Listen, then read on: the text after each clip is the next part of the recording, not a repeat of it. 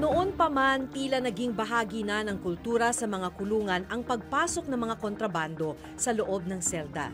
Nagagamit pa nga ang mga ito ng mga gang na nasasangkot sa mga riot o krimen. Para coping mechanism for self-defense, gumagawa po sila ng mga ganitong armas.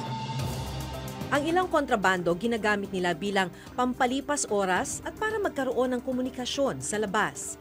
Tignan mo yung mga diskarte ng mga gusto magpalusot dito. Gagawin nila, yan, kontrabando, ito, hahagis, pabuelo.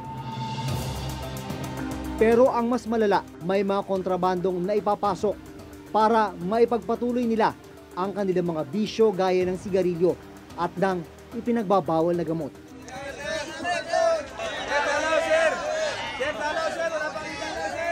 Paano kayo magkadalaw na may nakuha mang kontrabando dito pag kuhan? Hindi may ibang pangkat kami, sir, eh. Wala ko pakialam ng pangkat. Kailangan linisin nyo sarili nyo.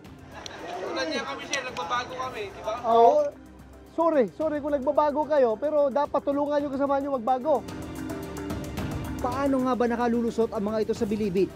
Lalo na sa maximum security compound na dapat sana ay may pinakamahigpit na seguridad.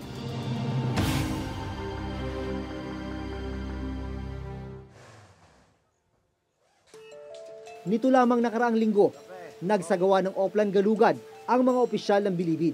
So bali itong mga cellphones na mga na-recover dyan inside sa maximum security compound, maaaring may nagamit silang mga dalaw na nakapagpasok na ito. So ito naman pong mga improvised deadly weapons na to, kung may kita po ninyo, meron pong hindi naman siya pointed. So usually ginagamit po nila sa pagluto, paghiwa ng sibuyas, kamatis. Pero once na yung improvised deadly weapons is matulis, pointed. So ito po yung minsan nagagamit sa pag nagkakaroon ng konting violence sa loob. Kabilang sa mga nakumpiska ang mga cellphone, mga DVD players, mga sigarilyo at iba't ibang uri ng patalim. Ang ilan improvised o ginawa mismo sa loob ng selda. Ito po yung mga bed banks po nila. Ito po ganitong bagay, hindi naman po ito in-smuggle para makapasok. Sa loob Dati na na lang? po itong nasa loob. Okay. Ito po yung mga tarima o higaan nila na tinatawag. Tsaka po yung mga flat bar na ginagamit sa mga sa mga bintana. So napaka-innovative po ng mga inmate dahil 24 hours andyan lang naman sila, walang ginagawa. Naisip po lagi para coping mechanism for self-defense. Gumagawa po sila ng mga ganitong armas para magamit nila. Ito sa kutsara, Katulad po na ito, kutsara. Yan, kutsara. Ito naman po, kung mapapansin po nyo, naka-curve. So ginagamit po yan para pasunog sa drug shabu. paraphernalia. Oo. Doon sa mga selda sa loob, di ba, patong-patong yun. So parang may mga hagdanan. Ito, bahagi lang ito ng hagdanan sa loob ng selda. Pero sa likod. Ang nakuha daw dyan, mga cellphone. Bawal na bawal dito yun sa loob. Ang mga nakumpiskang droga, itinurn over naman daw sa Philippine Drug Enforcement Agency o PDEA. Pero paano nga ba nakalulusot ang mga ito sa bilibid? Lalo na sa maximum security compound.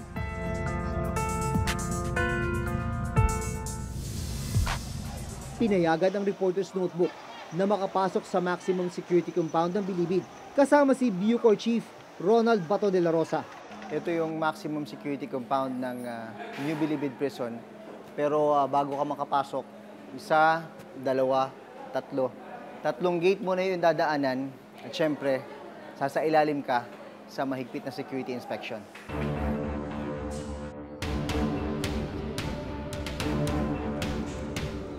Dumiretso kami sa Building 8 o ang dating Sputnik Gang Compound na tinatawag ngayong Barangay Mapagmahal. Papunta kami ngayon dun sa Building 8. Yun daw yung pinaka-congested na kulungan dito sa loob ng maximum security compound. Kung mapapansin ninyo, ito hindi ito original structure. Kagagawan lang ito ng mga priso para ma-occupy nila sa taas. Isang floor, meron sa sahig, meron sa second floor, sa isang deck. Tapos sa akyat ka dito, may isa pa, bali 3 floors. Yung isang floor, ginawang 3 floors. May informant rin daw sila sa loob para matukoy kung sino ang nagpapasok ng mga kontrabando. paano nyo nasisiguro na walang kontrabanda na ilulusot dito? Meron tayong mga among din, meron rin tayong mga informant. Okay. At yun ang nagtitimbre sa atin na, sir, may gumagamit doon na cellphone. Alam ko may kontrabando doon. So, kaya meron tayong task force ukay-ukay. Ready yan to jump up anytime may information. Swoop down kagad namin yung silda na may information na may laman.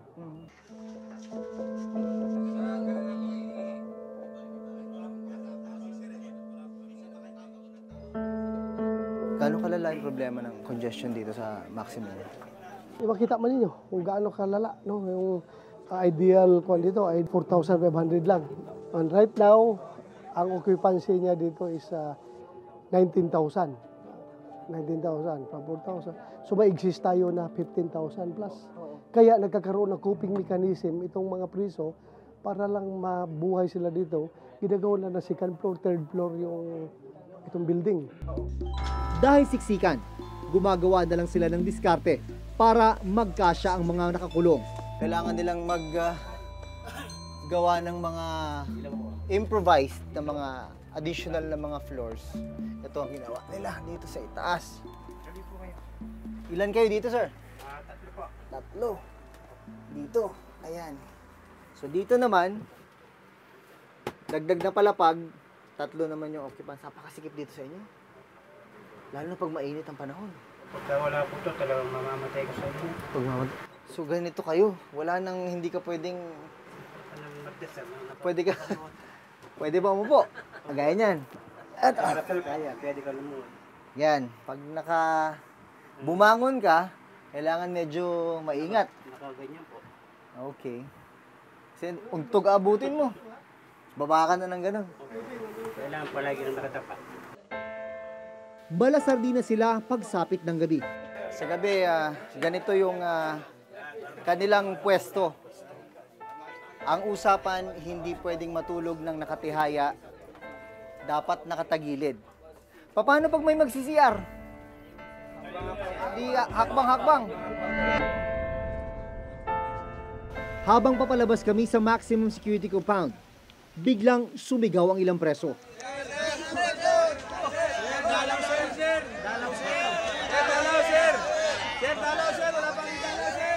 Paano kayo magkadalaw na may nakuha mang kontrabando dito pag kuan?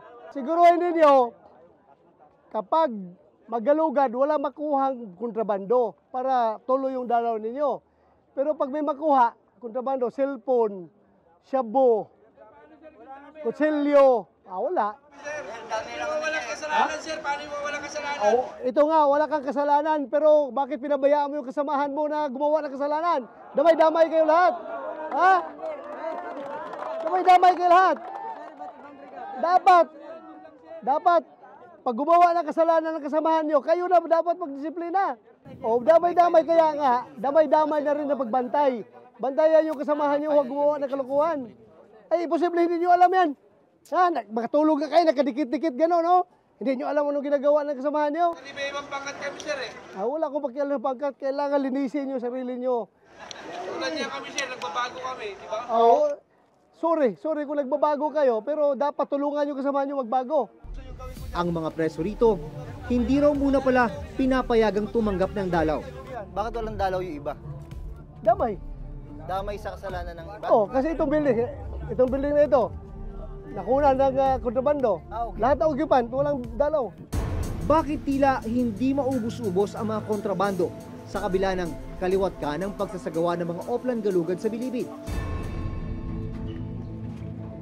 Nito lamang July 2018, ikinasa ng Bureau of Corrections kasama ang puwersa ng PNP Special Action Force ang Oplan Galugad sa Building 14 kung nasaan ang mga high-profile inmates at high-risk inmates. Nakumpiska ang samut-saring kontrabando gaya ng mga speaker, patalim, arnis, martilyo, lagari, mga ice pick at screwdrivers kasama na ang pera na nagkakahalaga ng 21,000 pesos, maging ang 40 gramo ng shabu. Pero sa ilalim ng pamumuno ni Bucor Director General Bato de la Rosa, sisiguruhin daw niya na maparurusahan ang sinumang inmate na magtatangkang magpasok ng kontrabando. Hindi mo pwede sa loob, ha? at maging ang mga kakonsyaba nilang mga opisyal ng bilibid. Kasi kung may makuha pang kontrabando, hindi ko lang alam kung saan kayo dalhin. Sa maximum, ibartolina kayo, walang epekto. Doon ko lang kayo siguro dalhin sa Building Zero, no? Building Zero. Nasaan yung Building Zero? Nandoon sa sementeryo. Nandoon ang Building Zero. Doon ko na lang kayo dadalhin kung may mahuli pa ako dito ng kontrabando. Katawa-tawa kayo, pero I'm serious. Dito lahat nilalatag yung mga dala ng mga dalaw, chine-check isa-isa, tubig, lahat ng pwedeng pagtaguan ng kontrabando, tinitignan ng mga tauhan ng BGMP. Yan, kagaya niyan, keso. Ito sir, ginagano na lang sir. Talagang isa-search to sir. Kasi baka nandito sa loob. Kasi pwede itong pasukan ng kahit anong something na shabu. Kasi maliit lang talaga yung shabu sir.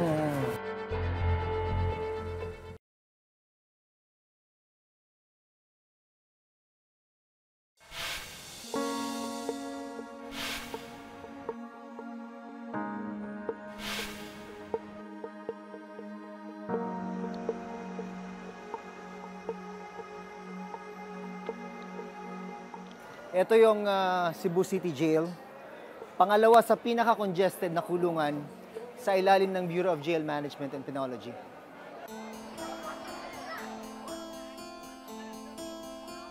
Araw ng dalaw ngayon para sa mga kamag-anak ng mga nakakulong sa Cebu City Jail. Bit-bit nila, pagkain at iba't ibang gamit. Dito lahat nilalatag yung mga dala ng mga dalaw, chine-check isa-isa, tubig, lahat ng pwedeng pagtaguan ng kontrabando, tinitignan ng mga tauhan ng BGMP. Yan, kagaya niyan, keso. Ito sir, ginagano na lang sir. Talagang isa-search to sir. Kasi baka nandito sa loob. Kasi pwede itong pasukan ng kahit anong something na shabu. Kasi maliit lang talaga yung shabu sir. Pero kahit ganito kahigpit ang inspeksyon sa bawat gamit at pagkain, aminado ang jail warden na nalulusutan sila ng mga kontrabando.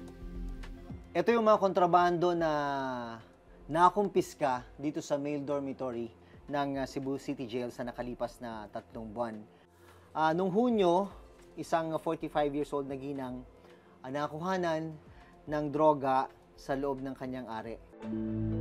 Kabilang sa mga nasabat ang mga sigarilyo, lighter, cellphone, pocket wifi, at ipinagbabawal na gamot.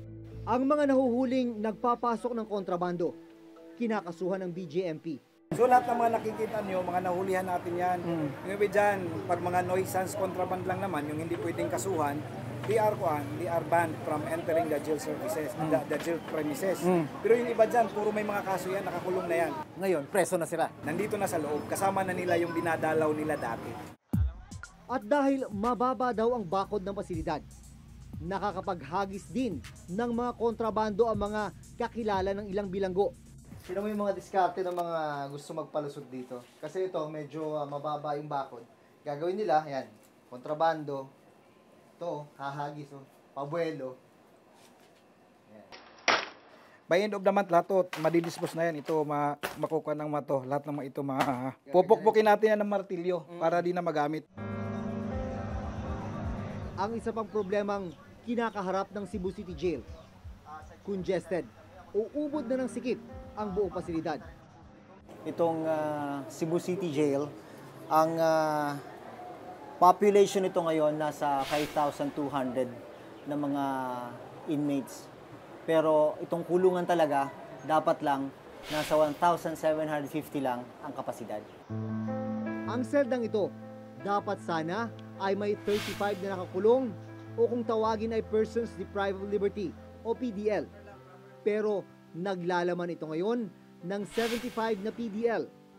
Kung sinasabi natin masikip yung sardinas, kung may mas masikip pa sa sardinas, Ito yun. ito yun. Kunwari ikaw, si CR ka, saan ka mapupunta? Saan? Paano mo? May maaapakan talaga.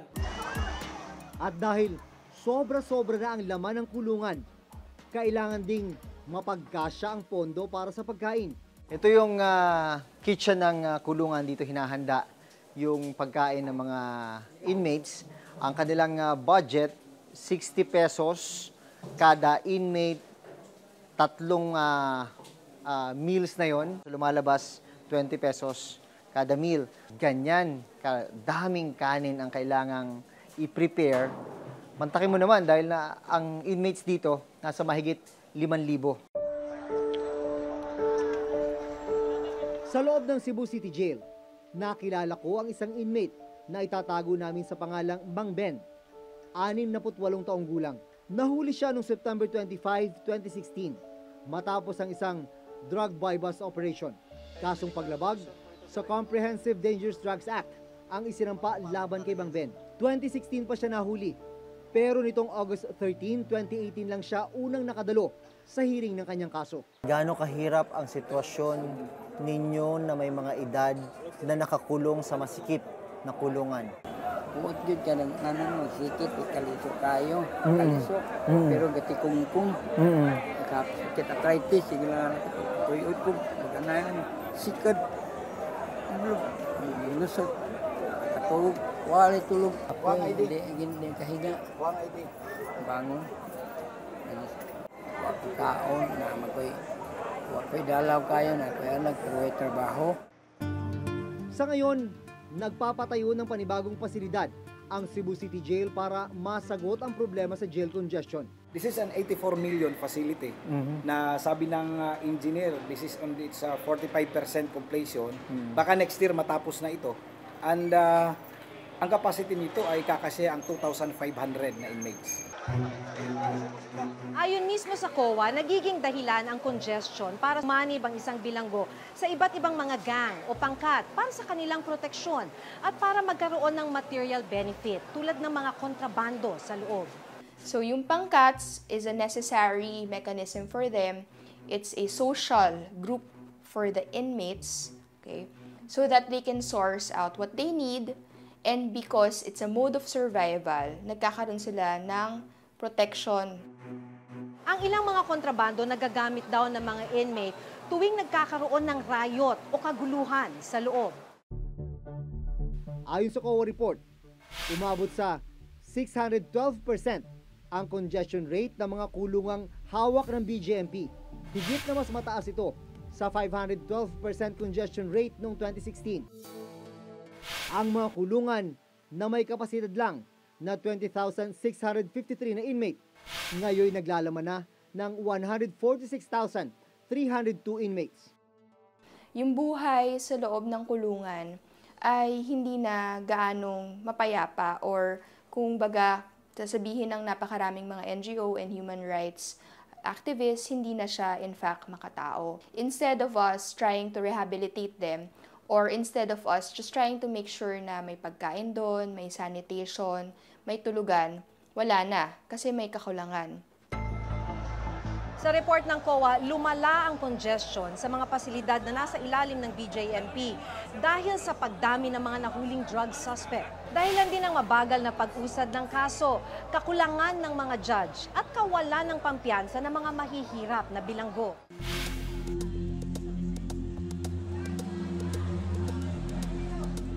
Pinuntahan din namin ang Quezon City Jail, ikatlo sa may pinakamalaking jail population sa bansa na hawak ng BJMP.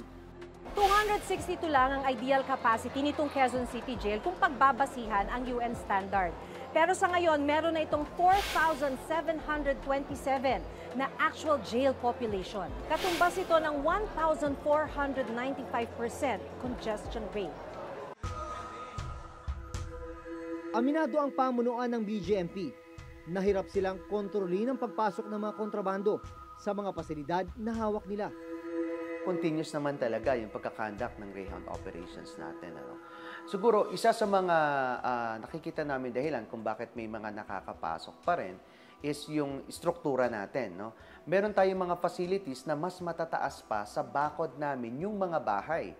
Inihahagis nila papunta dun sa loob yung mga kontrabando. Kulang rin daw sila sa mga kagamitan na makakatulong sana sa pag-detect ng mga papasok na kontrabando.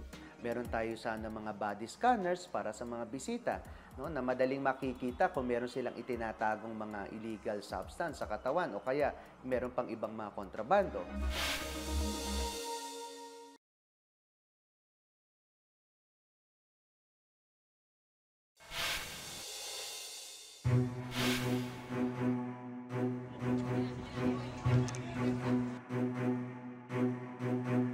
Para coping mechanism for self-defense, gumagawa po sila ng mga ganitong armas. Dahil sa kultura natin na very criminalizing, very punitive, parang it's as if na imbis tulungan natin sila, hinahayaan na natin silang malulong or just completely mawala ng direksyon sa buhay. Sana yung mga jails and prisons natin ay maayos yung kalagayan para rin talagang they really work towards, the positive, full rehabilitation of the PDL. Hanggang sa susunod na Huwebes, ako si Jun Veneracion. Ako si Maki Pulido at ito ang nakatala sa aming Reporter's Reporter's Notebook. Notebook.